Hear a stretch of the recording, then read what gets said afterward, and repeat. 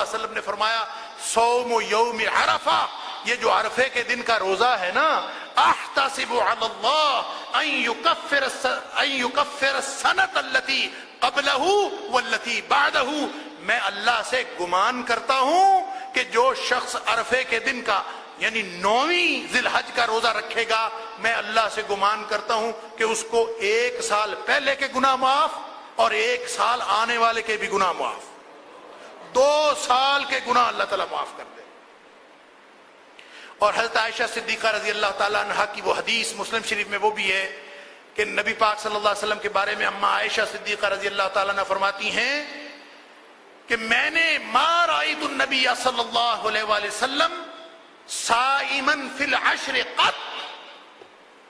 میں نے نبی پاک صلی اللہ علیہ وسلم کو ان 10 دنوں میں کبھی روزہ رکھتے دیکھا ہی نہیں۔ اب یہ ایک طرف وہ ہے، ایک طرف یہ 2 حدیثیں ہیں، تو اس سے ان کی دونوں کی تطبیق دے کے صحابہ جو محدثین کرام نے مسئلہ نکالا ہے وہ یہ ہے کہ اگر کوئی شخص 9 کے 9 روزے رکھے تو مستحب ہیں، رکھنے ضروری نہیں، لیکن اگر 9 کا رکھے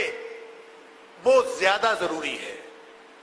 اور اس کو یوم عرفہ کا چونکہ لفظ ہے، لہذا بہت سارے مفتیان نے پاکستان میں یہ فتویٰ دیا ہوا ہے کہ یوم عرفہ تو سعودی عرب میں ہوتا، عرفہ یہاں تو نہیں ہوتا، تو چونکہ عرفہ سعودی عرب میں ہوتا ہے لہذا یوم عرفہ سے مراد وہ دن ہے جب وہاں پہ عرفہ ہو رہا ہو، یعنی ان کی 9 تاریخ۔ ایک تو بات یہ کہ یہ 9 ذی الحجہ کے خلاف ہے یہ بات، پھر 9 ہمارے اور ہیں، سعودی عرب کے 9 اور ہیں۔ اگر ہم یہ کہیں تو مقام کے اعتبار سے توقیت تو بدلتی رہتی ہے، ہم سعودی عرب کے ساتھ سحری اور افطاری نہیں کر سکتے، سعودی عرب کے نمازوں کے اوقات پہ نماز نہیں پڑھ سکتے، وہ سحری کر رہے ہوں ہم ان کے ساتھ سحری نہیں کر سکتے، وہ افطاری کر رہے ہوں ہم ان کے ساتھ افطاری نہیں کر سکتے، کیونکہ ان کی توقیت ہماری توقیت میں فرق ہے۔ جس دن ان کا روزہ ہوتا ہے ہم روزے سے نہیں ہوتے، ان کے ہاں عید ہوتی ہے ہم روزہ رکھے ہوئے ہوتے ہیں، اگر ان کا حساب کرنا ہے تو پھر سارا حساب ہی ان کا چلے گا،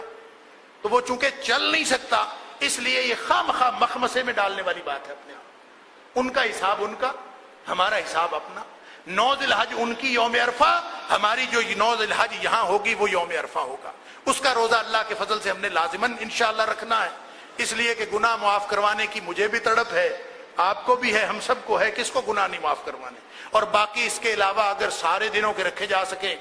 تو بھی بہترین بات ہے، نہ رکھے جا سکے تو کم از کم اس دن کا روزہ لازماً رکھنا ہے۔ قال النبي صلى الله عليه وسلم خير الدعاء دعاء يوم عرفة